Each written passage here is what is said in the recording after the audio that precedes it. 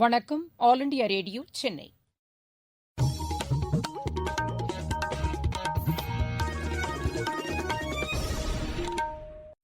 மாநிலச் செய்திகள் வாசிப்பவர் ஷியாமளா. தலைப்புச் செய்திகள்: விவசாயிகளின் நலனுக்காக தமிழக அரசு எண்ணற்ற திட்டங்களை செயல்படுத்தி வருவதாக அஇஅதிமுக கூறியுள்ளது. விவசாயிகள் நலனில் அக்கறையின்றி மத்திய, மாநில அரசுகள் செயல்பட்டு வருவதாக திமுக குற்றம் சாட்டியுள்ளது. விவசாயிகளின் நலனை கருத்தில் கொண்டே வேளாண் சட்டங்கள் கொண்டுவரப்பட்டுள்ளதாக பிஜேபி கூறியுள்ளது. வேளாண் சட்டங்கள் தொடர்பாக மத்திய அரசுக்கும் விவசாய சங்க பிரதிநிதிகளுக்கும் இடையேயான 7ஆம் கட்ட பேச்சுவார்த்தை இன்று புதுதில்லியில் நடைபெறுகிறது. வில்டன் கோப்பைக்கான ஆன்லைன் செஸ் போட்டியில் இந்தியாவின் சசி கிரண் பட்டம் வென்றார். இனி விரிவான செய்திகள்.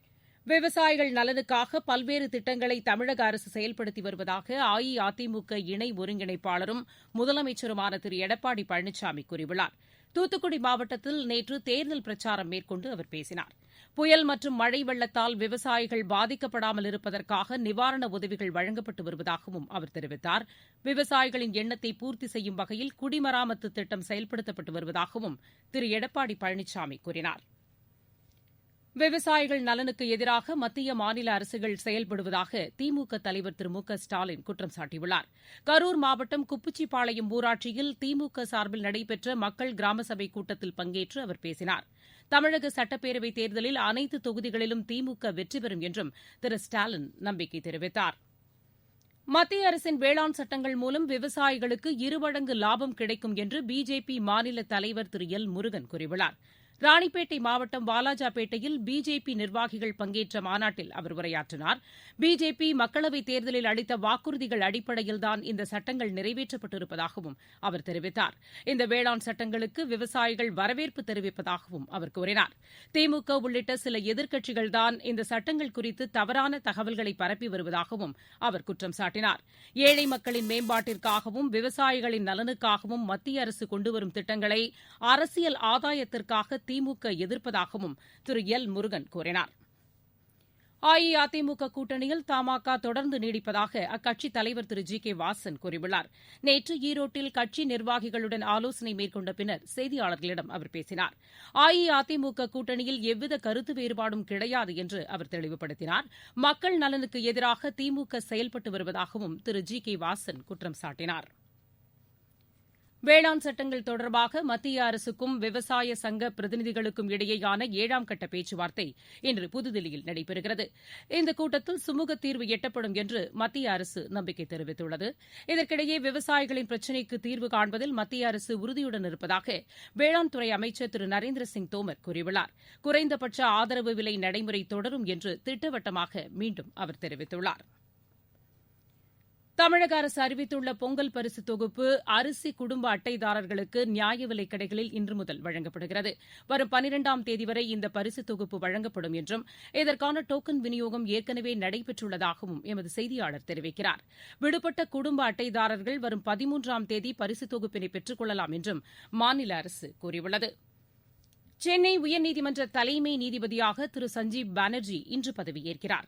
மாநில ஆளுநர் திரு பன்வாரிலால் புரோஹித் அவருக்கு பதவிப் பிரமாணம் செய்து வைக்கிறார்.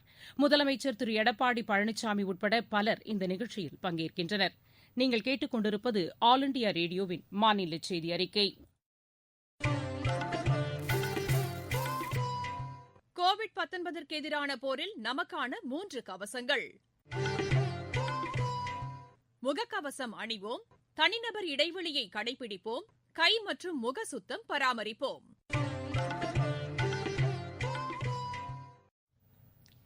கோவிட்-19 தடுப்பு மருந்து குறித்து அரசியல் ரீதியாக கருத்து தெரிவிப்பது கண்டனத்திற்குரியது என மத்திய சுகாதார அமைச்சர் டாக்டர் ஹர்ஷ்வர்தன் கூறியுள்ளார்.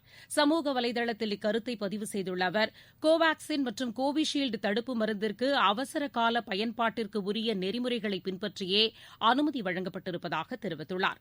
இது தொடர்பாக காங்கிரஸ் கட்சியைச் சேர்ந்த திரு சசி தரூர் சர்ச்சைக்குரிய கருத்தை தெரிவித்திருப்பது ஏற்றுக்கொள்ளக்கூடியது அல்ல என்றும் அவர் கூறியுள்ளார். தமிழகத்தில் கோவிட்-19க்கான தடுப்பு மருந்தை செலுத்துவதற்காக விரிவான திட்டம் வகுக்கப்பட்டுள்ளதாக மக்கள் நல்வாழ்வுத்துறை அமைச்சர் டாக்டர் விஜயபாஸ்கர் கூறியுள்ளார். நேற்று புதுக்கோட்டையில் செய்தியாளர்களிடம் பேசுகையில் அவர் இவ்வாறு கூறினார்.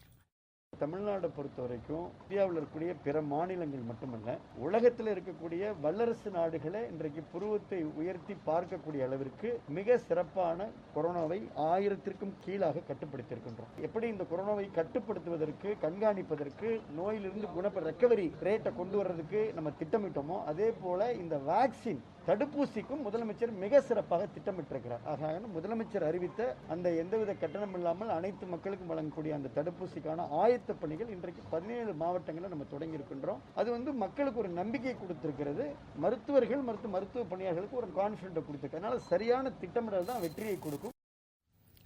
மாநிலத்தில் முதற்கட்டமாக முன்னுரிமை அடிப்படையில் தடுப்பு மருந்து வழங்குவதற்காக 6 லட்சம் பேர் கண்டறியப்பட்டுள்ளதாக மக்கள் நல்வாழ்வுத்துறை முதன்மை செயலர் டாக்டர் ராதாகிருஷ்ணன் கூறியுள்ளார்.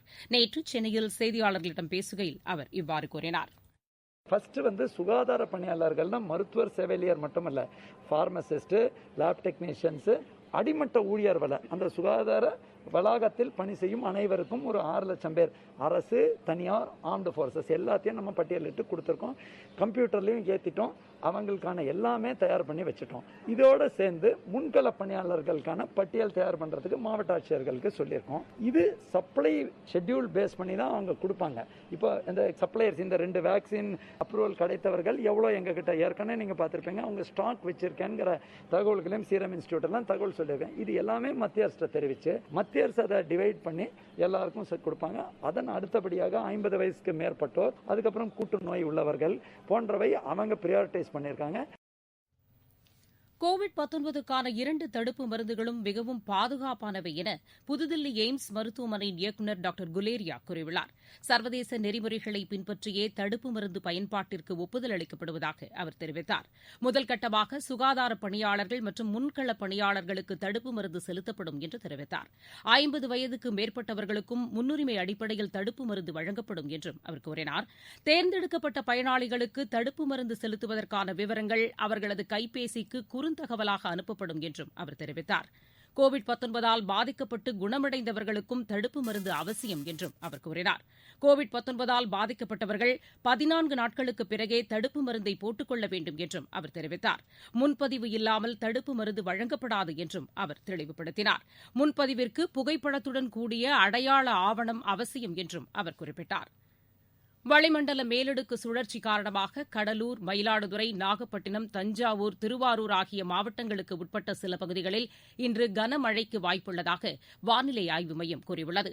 மாநிலத்தின் இதர பகுதிகளில் மிதமான மழைக்கு வாய்ப்பிருப்பதாகவும் தெரிவிக்கப்பட்டுள்ளது. இருவரிச் செய்திகள். சர்வதேச சந்தையில் கச்சா எண்ணெயின் விலை பீப்பாய் $50 உள்ளது. ஆஸ்திரேலியாவில் கோவிட்-19 பரவலை கட்டுப்படுத்தும் நோக்கில் பல்வேறு மாகாணங்களில் மீண்டும் பல்வேறு பயண கட்டுப்பாடுகள் விதிக்கப்பட்டுள்ளன. புயலினால் பாதிக்கப்பட்டுள்ள ஃபிஜிக்கு முதல் கட்டமாக நிவாரணப் பொருட்களை மத்திய அரசு அனுப்பியுள்ளது.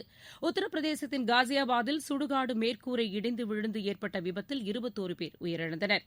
நாமக்கல் மாவட்டத்தில் முகக்கவசம் அணியாதது தொடர்பாக நேற்று மட்டும் 170 பேருக்கு விழிப்புணர்வு அறிவுரைகள் வழங்கப்பட்டன. கிருஷ்ணகிரி மாவட்டம் தேன்கனிக்கோட்டை வனப்பகுதிக்கு 60க்கும் மேற்பட்ட காட்டு யானைகள் வந்துள்ளதால் அப்பகுதியில் வசிக்கும் கிராம மக்களை பாதுகாப்பாக இருக்கும்படி வனத்துறை கேட்டுக் கொண்டுள்ளது. நாமக்கல் மாவட்டத்திற்கு உட்பட்ட பகுதிகளில் மாநில அரசின் நலத்திட்ட உதவிகளை சமூக நலத்துறை அமைச்சர் திருமதி சரோஜா நேற்று பயனாளிகளுக்கு வழங்கினார். உதகமண்டலத்தின் படகு இல்லத்தில் சுற்றுலாப் பயணிகள் வசதிக்காக மேலும் 50 படகுகள் சேர்க்கப்பட உள்ளன. சென்னை மாநகராட்சிக்கு உட்பட்ட பகுதிகளில் இதுவரை 89,735 காய்ச்சல் முகாம்கள் நடைபெற்றுள்ளன. விளையாட்டுச் செய்திகள். ரில்டன் கோப்பைக்கான ஆன்லைன் செஸ் போட்டியில் இந்தியாவின் சசிகிரண் பட்டம் வென்றார். இறுதிப் போட்டியில் அவர் ரஷ்யாவின் அலெக்சாண்டர் ஷிமனோவை வென்று கோப்பையை கைப்பற்றினார். தாய்லாந்தில் நடைபெறவுள்ள பேட்மிண்டன் போட்டியில் பங்கேற்பதற்காக சாய்னா நேவால், PV சிந்து, ஸ்ரீகாந்த், சாய் பிரணீத் ஆகியோர் புதுதில்லியிலிருந்து புறப்பட்டுச் சென்றனர். இந்த போட்டியில் பங்கேற்பதிலிருந்து காயம் காரணமாக லக்ஷ்ய சென் விலகியுள்ளார். கோவாவில் நடைபெற்று வரும் ISL கால்பந்து போட்டியில் சென்னை அணி இன்று ஹைதராபாத் அணியை எதிர்கொள்கிறது. நேற்று நடைபெற்ற ஆட்டங்களில் ஈஸ்ட் பெங்கால் அணி 3-1 என்ற கோல் கணக்கில் ஒடிசாவையும், மோகன் பகான் அணி 2-0 என்ற கோல் கணக்கில் ஒருங்கிணைந்த வடகிழக்கு அணியையும் வென்றன. இந்திய ஹாக்கி ஆடவர் அணிக்கான பயிற்சி முகாம் பெங்களூருவில் நாளை மீண்டும் தொடங்குகிறது. துப்பாக்கிச் சுடும் போட்டிக்காக போபாலில் நடைபெறும் பயிற்சி முகாமில் மனுபாக்கர் இன்று முதல் பங்கேற்கிறார். மீண்டும் தலைப்புச் செய்திகள். விவசாயிகளின் நலனுக்காக தமிழக அரசு எண்ணற்ற திட்டங்களை செயல்படுத்தி வருவதாக அஇஅதிமுக கூறியுள்ளது. விவசாயிகள் நலனில் அக்கறையின்றி மத்திய மாநில அரசுகள் செயல்பட்டு வருவதாக திமுக குற்றம் சாட்டியுள்ளது. விவசாயிகளின் நலனை கருத்தில் கொண்டே வேளாண் சட்டங்கள் கொண்டுவரப்பட்டுள்ளதாக பிஜேபி கூறியுள்ளது. வேளாண் சட்டங்கள் தொடர்பாக மத்திய அரசுக்கும் விவசாய சங்க பிரதிநிதிகளுக்கும் இடையேயான 7ஆம் கட்ட பேச்சுவார்த்தை இன்று புதுதில்லியில் நடைபெறுகிறது. ரில்டன் கோப்பைக்கான ஆன்லைன் செஸ் போட்டியில் இந்தியாவின் சசிகிரண் பட்டம் வென்றார். இத்துடன் இந்த செய்தி அறிக்கை நிறைவடைந்தது. எமது செய்திகளை உடனுக்குடன் AIR_News_Chennai என்ற ட்விட்டர் பக்கத்திலும், செய்தி தொகுப்புகளை all India radio news Chennai என்ற யூடியூப் சேனலிலும் அறிந்து கொள்ளலாம்.